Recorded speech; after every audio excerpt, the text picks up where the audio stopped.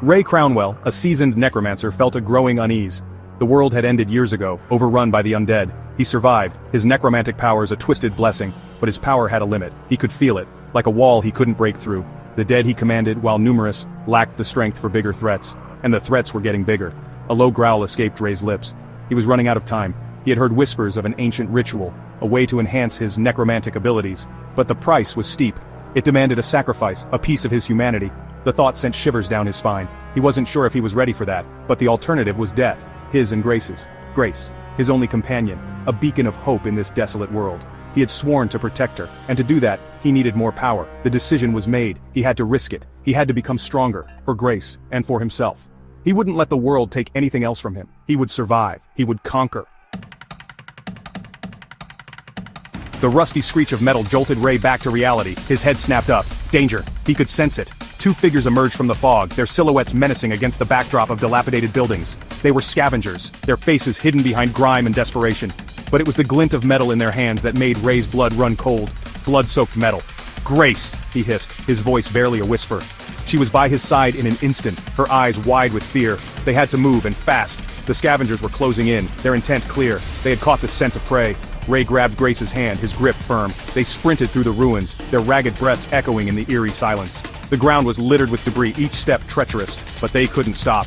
The scavengers were relentless, their heavy footsteps pounding the pavement behind them. He could hear their ragged breathing getting closer. Ray's heart hammered in his chest. They were outmatched, outgunned. He needed to buy them some time. His eyes darted around, searching for an escape route, a way to lose them in the labyrinthine ruins. They found refuge in a crumbling cathedral, its stained glass windows long shattered. The air hung heavy with the stench of decay and something ancient, something unsettling. They were safe for now. Ray knew this was only a temporary reprieve. He had to make a choice, upgrade his powers or become another victim of this shattered world. He pulled out the ancient tome, its pages filled with cryptic symbols and rituals. The words seemed to writhe on the parchment, pulsing with an unholy light. This was it, the key to unlocking a power he could barely comprehend, but the price. Grace knelt beside him, her hand finding his. Her touch, warm and reassuring, anchored him to his humanity. He could see the worry in her eyes, the unspoken question. He didn't need words. She understood. They both knew what was at stake, his soul, their future.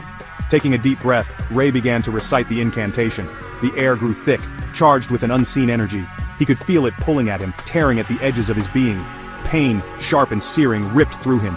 He gritted his teeth, refusing to cry out. He would not be deterred. He would claim this power.